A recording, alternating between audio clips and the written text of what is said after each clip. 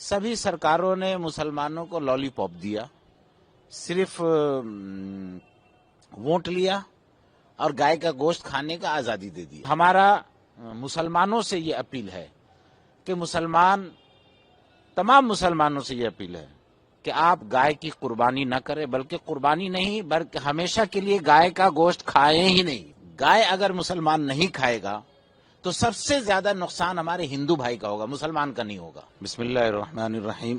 देखिए, जो अभी सरकार आई है 2026 में, और उन्होंने जो अभी एक नोटिफिकेशन जारी किया है, खासकर कुर्बानी के ताल्लुक से, नमाज के ताल्लुक से, सड़कों पर नमाज पढ़ने के ताल्लुक से, अजान के ताल्लुक से।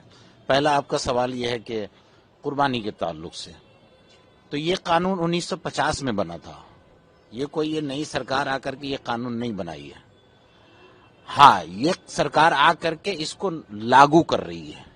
इससे पहले जितनी भी सरकारें थी, कांग्रेस की थी, सीपीएम की थी और टीएमसी की थी, सभी सरकारों ने मुसलमानों को लॉलीपॉप दिया, सिर्फ वोट लिया और गाय का गोश्त खाने का आजादी दे दिया। कानून था लेकिन लागू नहीं था।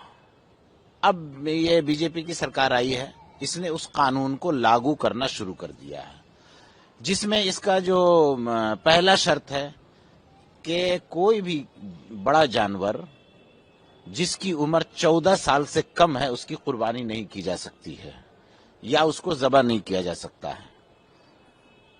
उसके लिए मैंडेटरी है कि वेटरनरी सर्जन का जो है सर्टिफिकेट होना चाहिए। बहुत अच्छी बात है। दूसरा ये है कि ओपन जगह में नहीं होनी चाहिए, आम जगहों में नहीं होना चाहिए, स्लॉटर हाउस में होना चाहिए। ये भी बहुत अच्छी बात है, ठीक है, लागू कर रहे हैं। लेकिन एक बात बताइए कि वेटरनरी सर्जन सर्टिफिकेट देने का काम किसका है? ये तो सरकार का है ना, सरकार देगी ना। फिर हर इलाके में स्लॉटर हाउस बना करके देने की जिम्मेदारी किसकी है? सरकार की जिम्मेदारी है। तो सरकार को चाहिए था कि पहले ये तमाम चीजों को मुहैया कर देते, उसके बाद ये कानून लागू करते तो आवाम को परेशानी नहीं होती। अभी इस वक्त पश्चिम बंगाल के आवाम को कुर्बानी को लेकर के बहुत उलझन में है, लेकिन हमारा मुसलमानों से ये अपील है कि तमाम मुसलमानों से ये अपील है कि आप गाय की कुर्बानी न करें, बल्कि कुर्बानी नहीं बल्कि हमेशा के लिए गाय का गोश्त खाएं ही नहीं। और सरकार से हम अपील करते हैं कि तमाम स्लॉटर हाउस को बंद कर दीजिए, गाय कुर्बानी नहीं हो, कोई भी बड़ा जानवर कुर्बानी नहीं हो, और गाय को नेशनल एनिमल का दर्जा दे दीजिए। क्योंकि गाय अगर मुसलमान नहीं खाएगा तो सबसे ज्यादा नुकसान हमारे हिंदू भाई का होगा, मुसलमान का नहीं होगा। क्यों? जो घोष बिरादरी हैं, जिसको जादव कहते हैं, वो तो हिंदू भाई हैं।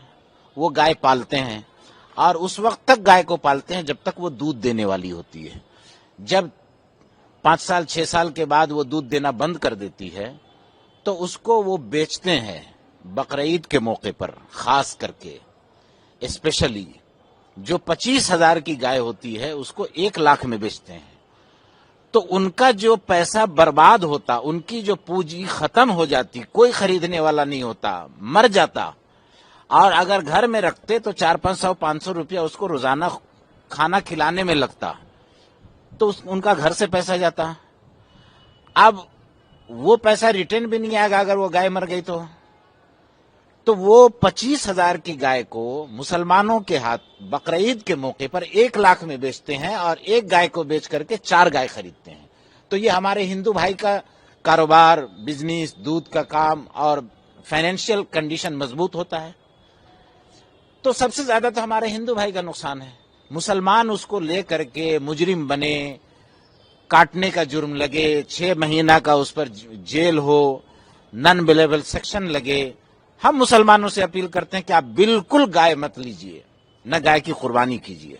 अलबत्ता हम मुसलमानों से ये भी कहना चाहते हैं कि मुसलमान बकरा, खस्सी, छागल जो भी होता है वो खरीदें। और अक्सर बकरी, छागल जो होता है یہ ہمارے مسلمان بھائی پالتے ہیں. تو جب آپ بقرعید میں خسی چھاگل خریدیں گے تو مسلمان بھائی کا فائنینشیل کنڈیشن مضبوط ہوگا, وہ اوپر بڑھیں گے. اور حکومت سے ٹکرانے کی کوئی ضرورت نہیں, حکومت بین کر دے, ہم تو مطالبہ کر رہے ہیں. یہ میرا آپ کے سوال کا جواب ہے. ابھی اگر جیسے باقی اور جو فرمان, کون سا باقی فرمان؟ جیسے کہ لاؤڈ اسپیکر دیکھ اتنا ہی بجے کہ کسی کو بھی کسی بھی دھرم کے دیکھیے یہ بھی قانون بھاجپا سرکار کا بنایا ہوا نہیں ہے. یہ پولوشن کنٹرول بورڈ جو پوری دنیا میں ہے اس کا بنایا ہوا یہ قانون ہے. اور ابھی کیا ہو رہا ہے, ہمارے بنگال پولیس اس آرڈر کو لے کر کے, میں صاف لفظوں میں کہنا چاہتا ہوں کہ ہمارے بنگال کے پولیس افسر کو یا تو اس کا نالج نہیں ہے یا وہ جان بوجھ کر کے مسلمانوں کو ہراسمنٹ کر رہے ہیں. اس میں مائک ہٹانے کا کہیں آرڈر نہیں ہے, سپریم کورٹ کی طرف سے بھی, پولوشن کنٹرول بورڈ کی طرف سے بھی. اس میں صاف لکھا ہوا ہے کہ جو انڈسٹریل ایریا ہے وہاں 75 سے 80% ڈیسیبل تک کے مائک بجایا جا سکتا ہے. ٹھیک ہے. جو کمرشل ایریا ہے وہاں 70 سے لے کر کے 75 ڈیسیبل تک کے مائک کی آواز میں کوئی بھی کام کیا جا سکتا ہے, پوجا ہو, اذان ہو, شادی ہو, بیاہ ہو, پروگرام ہو, کوئی بھی ہو سکتا ہے. جو ریسیڈینشیل ایریا ہے وہاں 65 سے 70 ڈیسیبل تک کی آواز آپ اس کو یوز کر سکتے ہیں, استعمال کر سکتے ہیں. اور جو سائلنس زون ہے وہاں 40 سے 45 ڈیسیبل تک کے آرڈر ہے بجانے کا.